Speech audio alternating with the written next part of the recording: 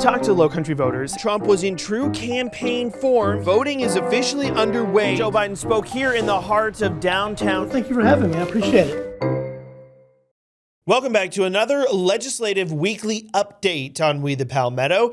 I'm Nick Reagan, and in just a few minutes, we are going to get caught up on all of the headlines with the chair of the South Carolina Legislative Black Caucus, Representative Annie McDaniel. But first, we have to talk about the big news of the week, and that is that Governor Henry McMaster delivered his final State of the State address. This is the final year of his historic term. He's the longest serving governor we've ever had in this state, having finished 2 years of Nikki Haley's term and then earning another 2 terms for himself. In his State of the State address, he described South Carolina as becoming an economic powerhouse with big industry pumping millions and millions of dollars into counties across the state. He says that we're slowly turning around our reputation for failing schools, with a record number of students now enrolled in pre-K education and teaching staff seeing nearly a 70% salary increase since 2017. He's still calling on the legislature to continue those salary increases. He wants to see starting teacher salaries at $50,500 by the end of this year. He also says that he wants to see the state legislature continue to reduce the state income tax. 5 years ago, I signed into law the largest tax cut in state history. As a result, South Carolina taxpayers have kept an additional $1.275 billion of their own money in their own pocket. This year, I have again proposed cutting the personal income tax rate as much as we can, as fast as we can, and as often as we can. And if the General Assembly can find a way to eliminate it altogether, I will sign it the second it arrives on my desk, and that's a promise. Meanwhile, South Carolina is growing. In fact, it's now the fastest growing state in the nation, according to the Census Bureau. McMaster says it is far past time that we be prepared for that population growth. Left unaddressed, we will face future problems with water, sewer access, traffic congestion, road and bridge repair, demand for electric power generation, public safety, school overcrowding, health care, availability, and everything else. Therefore, I submit to you that time has come and reality requires that we seriously assess whether our state's infrastructure and government services will be able to catch up with this unrestrained, out-of-state population growth as it continues at this rate. You can listen to McMaster's full speech on live5news.com. Now let's bring in Democratic Representative Annie McDaniel from District 41, that is up in the Richland area. First off, thank you, ma'am, for joining me. I really appreciate your time. Thank you. It's an honor to be here. All right, well, let's talk about the things that have happened so far. Big thing that happened in this last week, Governor McMaster delivered his final State of the State address.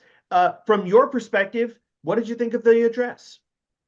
Well, it wasn't as I guess I would say controversial as we thought maybe it would have been, but I guess not. This is his last opportunity, and I know he wanted to go out on a good note. I think overall it was pretty calm. It was no robust.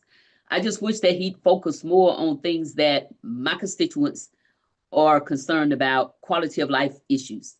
The roads, I get a lot of complaints about the roads.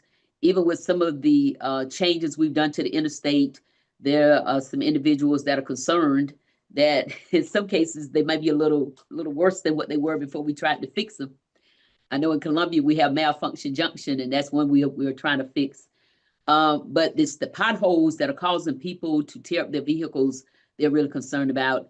I think this would have been a grand opportunity for him to talk about strengthening our public education system. We know that education is the great equalizer, and we have so many different schools popping up. The charter schools, more private schools, public charter schools. And I'm definitely a proponent that parents should send their children to the school of their choice, since we have all these choices. But I'm also adamant and very passionate about us strengthening our public system. So our children that goes through our public system have the same opportunity and pathway, being that the public school system doesn't select, who comes and who go. They have to educate everyone. Then they have all these regulations that they have to constantly pay attention to, that sometimes absorb the resources and sometimes tie their hands.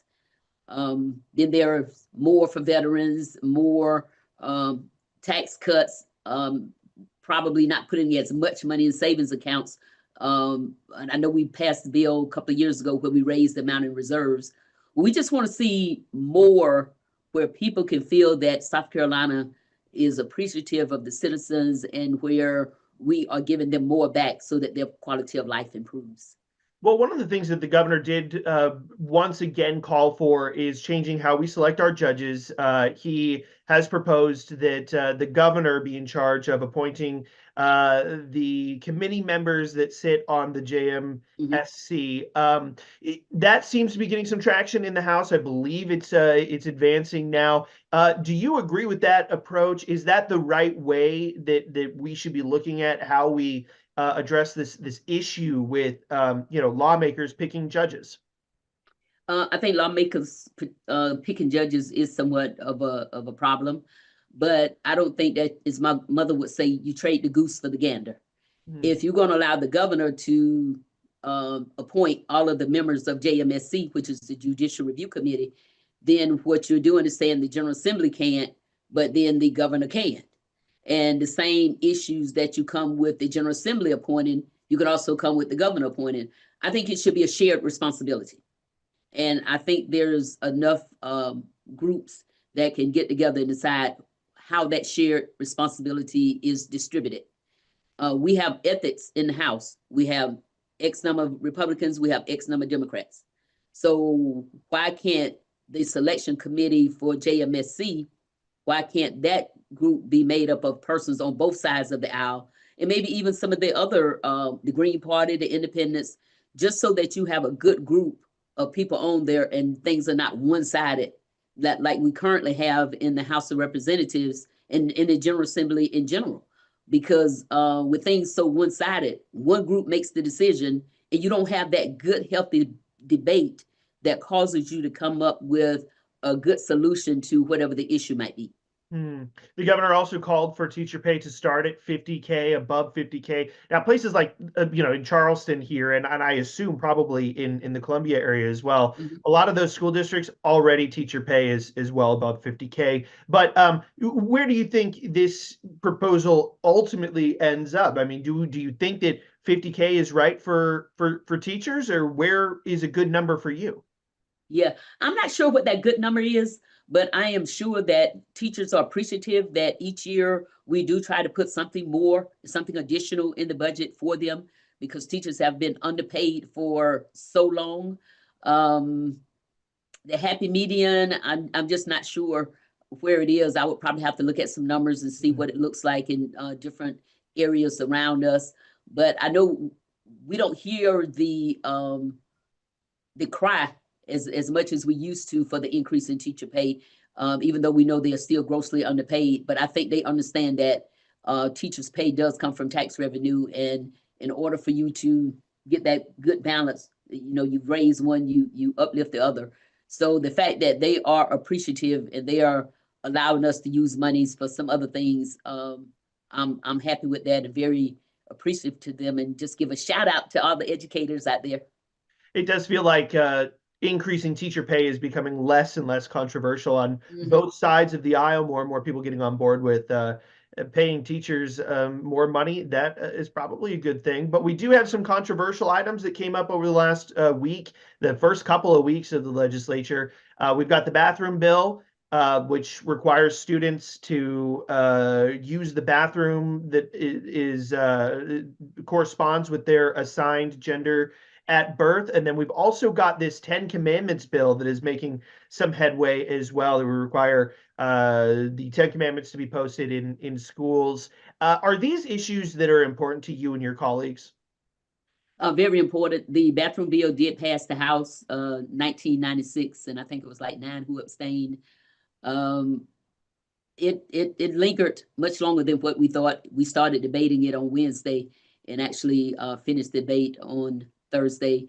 My heart just goes out for individuals who, when we are trying to pass bills, and it seems like those people put on Main Street, and we are talking about them as though they're objects and not individuals.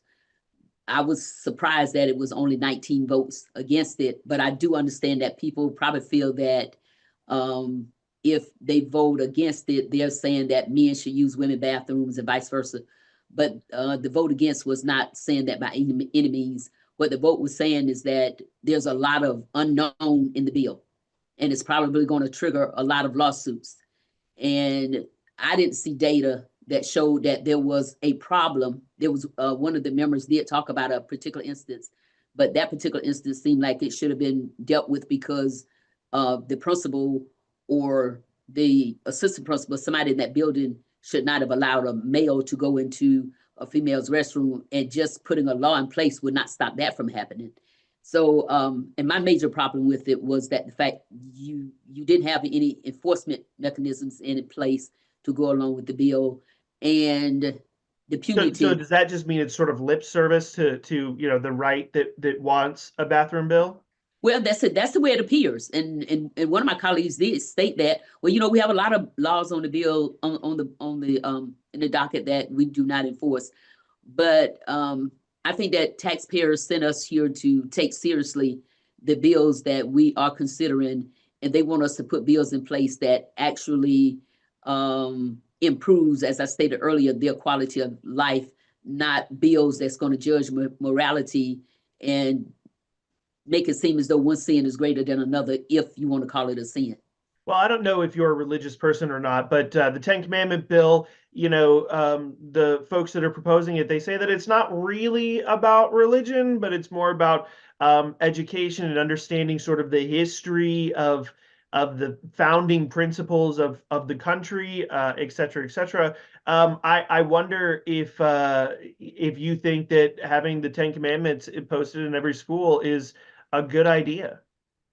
Well, Nick, I am a religious person, and I do believe in Christ. I believe in God, but I also know that there are so many different kinds of denominations and kinds of religion, and it seems as though we want to keep talking about bills that divide us and take us in areas that government should not be trying to fix and consider it broken. We've always had different denominations, and I think it's a great idea to have the Ten Commandments, but I also know that it could be harmful to someone else, and everyone should be able to practice their religion. And so if we put the Ten Commandments up, are we going to put every other doctrine up as well? And that'll be one of the questions that I'll be asking. And what is it that we are trying to improve by saying that you must display the Ten Commandments? Now, what they could say is that and I believe that your religious beliefs does play a role. Maybe everyone could have theirs taped to their desk so that they read it each morning when they get there. So if you're a Jehovah's Witness, if you are Buddhist or whatever, then you have your doctrine in front of you, you can read it. But to post it and not care about whether or not you are insulting another child. Now, remember when we talked about critical race theory and some of the other things that are being taught in school, one of the concerns was that if you talk about things that might be harmful to a student. So if you are posting the Ten Commandments, but this student believes in something else, now we're no longer concerned about whether or not we are offending another student. Questions? Well, and I wonder if you already mentioned with the bathroom bill, some of the legal challenges involved there. This Ten Commandments bill in other states is already being challenged in court. I suspect that if it goes through here, it'll also face a legal challenge, which does mean that the South Carolina government will have to defend that law in a court, which could end up costing taxpayers money. I just wonder if this is something that is truly important enough, knowing that we're going to get a legal challenge and we're going to have to shell out taxpayers to defend this thing. I would just like to know, Nick, what is the method to the madness? What Hmm. is the end game? What is the back game that we keep discussing things that we should not be trying to legislate? Hmm. Well, speaking of money here, you and I talked off camera a little bit about this, but lawmakers looking to restore that extra funding that they allocated for themselves last year. I think it's like $1,000 more in the compensation for the constituent districts. It could be a lot of money, and it's moving forward. What is this money used for? Is this $1,000 a month boost needed? Well, the actual salary, Nick, is $10,400. Hmm. You know that old saying, you get what you pay for. And I tell people all the time, everybody is not a devoted advocate like I am, who I retired when I got elected because I want to make sure that I gave my 100%, even though it was only $10,400. But we also know that you can't live on $10,400. So do we want to make the legislature a place where only people can serve who are wealthy, Hmm. or only people can serve who reach a certain age where they can make that retirement?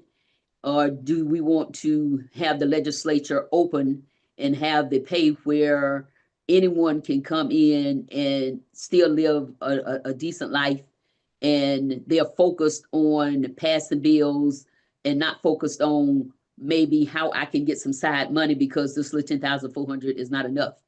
The $1,000 is considered in district, which, we do a lot of running around. I cross 3 different counties. So I'm going 3 different counties a lot of times. People always call us. They want us to donate. They want us to give. We have people in our districts that we may want to help out with some situations. So that $1,000 can be gone very easily. So it's just a way of just giving a little more to the members for the service that they're providing. Interesting. I wonder, if I mean, obviously the legislature is set up to be a part-time legislature. It's not supposed to be your full-time job, Mhm. even with 10K salary and a couple $1,000 more a month. Well, $1,000 more a month, but then over the course of 12 months, I wonder if at some point, like you can't live off of that at all. But it almost sounds like what you're saying in part of your answer is that you don't. There needs to be enough money so that lawmakers aren't looking for sideways to make money, which to me sounds like corruption, right? It sounds like dipping your hand into public Could money. very I mean, easily. is that what you're saying here? Yes, sir. It could very easily, stray over in that direction. Now we have some interesting things going on, even with things as they are. So Mm. I don't think we want to put something in place to make it more, quote, inviting for people to do things that are not within the ethics that we should be working in, and are not morally what we should be doing. Huh. Well, I checked out your page on the legislature's website, looked at some of the bills that you got coming or that you've already introduced from last year. Just talk to me a little bit about what you've got cooking and what we can look forward to throughout the rest of the year from you personally. Oh, well, for me personally, one of the things that have, and I'm going to try to get it into proviso this year, is when I first got elected and I went to DJJ and found that our students for truancy was being sent to DJJ, and they're being waiting on adjudication. They are being held with hardcore students that have committed hardcore crimes. And I'm like, okay, so if I put a child for truancy who's not going to school for some social reason, and I put them with a child who's committed a crime, how's that child going to come out any better going in, better coming out than they were when they went in? So that has just been something that's just been really just bothering me. So I've been talking to some different folk, and we've been trying to figure out what we can put in place. So we think that we may be able to get a proviso in the budget and attach money to it, so that we can at least require that school districts find out why the child is truant before that child is put in that pipeline to end up at DJJ. Hmm. And I Yeah, think that some would other be bills. big. Huh? That would be big. I didn't know that students, the truant students, were being taken to DJJ with again the same under 18 crowd that is, committing serious crimes. Yes. Interesting. Yeah. Well, what's coming up next week? What are you keeping your eye on? Is there a particular item that everybody should be tuning in to watch? Well, this one is not coming up next week, but I want to go ahead and bring it up so I don't forget. We're still only 2 states without a hate crimes bill. Yeah. And I am very, very concerned that we have chosen not to pass a hate crimes bill. I know we have bill, and Rep. Wendell Gilliard would kill me for not remembering the number, but the hate crime bills, the Clemente Pinckney hate crimes bill is definitely one that we've been constantly pushing, and we're praying and hoping that we can get that bill through the Senate. I mean, he's been pushing that for, I think, 10 years now or something. Yes, And it seems like just can't get it done. What's going to make this year different on the hate crime bill? Well, we're trying to have some conversation with the members in the Senate. We've been semi-assured from the House Speaker that if we could get some movement over in the Senate and it comes to the House, that he would definitely put it on the calendar so that it could possibly pass. Why is this controversial? I mean, what are you hearing from your colleagues that, maybe nobody is saying out loud about why the hate crime bill won't get passed, can't get passed? Yeah, what we keep hearing is that we don't need it. And that is far from the truth as the sun is from the earth, because we had a situation right in Columbia where a young man was going into his neighborhood and someone just chose to shoot at him just because he was Black. And I think because sometimes you use a situation with a Black person, folk think that it's all about race. It's not about race. It's about any of the protected classes. You can have someone who's being abused or mistreated just based on the fact that they have a disability. They're walking slow across the street because they have a disability. It could be someone who any culture. It doesn't have to be African American. It could be Jewish. It could be anything else. But now we did pass an anti-Semitism bill, which I supported 100%. And I just wish that the individuals on that side of the coin would also come and help us push this one, because it's for any protected class. It's for anyone who wants to harm someone merely because of hate. And that's the least we can do when we lost 9 individual lives in one incident, and one of them happened to be a very prominent, very skilled, very intelligent lawmaker in our state Senate. Yeah, I mean, you're talking about the Emanuel 9 shooting that happened in downtown Charleston. You're right. Wendell has been pushing that since that incident, and we'll see what happens going forward. I do want to get your opinion, though, on something outside of the legislature, because when I talk to Republicans, I tend to ask them, and they always tend to give me they always have an opinion. So I'm going to ask you, when we're looking at some of the issues across the country, we're looking at, in particular, how the Trump administration is handling immigration. When you look at what's going on in Minnesota, I just wonder what goes through your mind when you're seeing the images, when you're seeing the headlines. 2 protesters have been shot and killed, many more arrested. What are your thoughts on immigration and ICE right now? Well, Nick, every time I see a situation, all I can say is, where the hell did we go wrong? It is god awful. We can do what we need to do to enforce laws without killing people, without making people fearful, without hyping the anxiety of individuals, without making individuals feel that they have to always be armed and protect themselves. This is something that was created internally. It's almost like we are fighting within ourselves to harm and hurt ourselves, and we're our own enemy.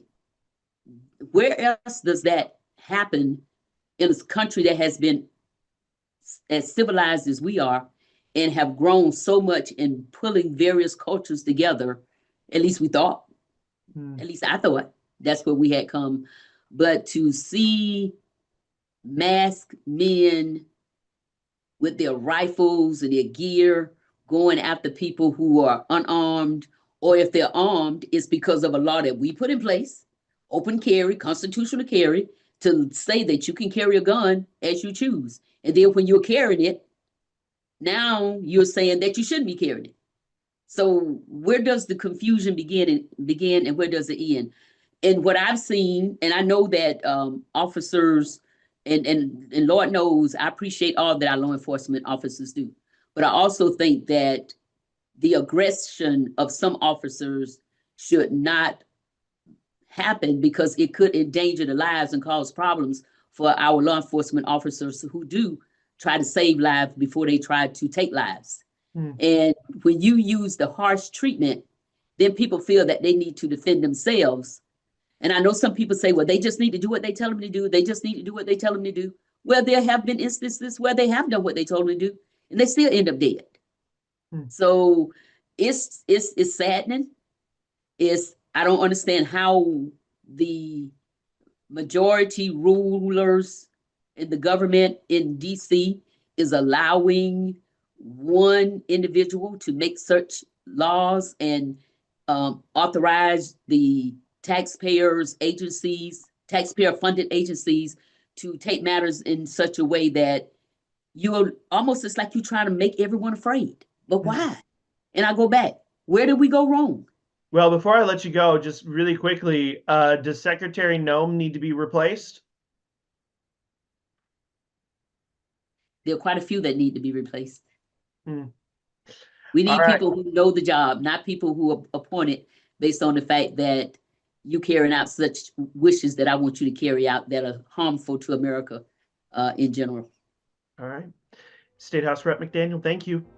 Thank you. For more of these political conversations, candidate interviews, and breakdowns of complicated political issues, make sure you're subscribed to the We the Palmetto podcast anywhere you get your podcasts, or you can stream every episode on the Live 5 streaming service, which can be found on things like Roku, Apple TV, and Amazon Fire TV. For now, I'm Nick Reagan. This has been We the Palmetto. Thanks for watching, and we'll see you in the next episode.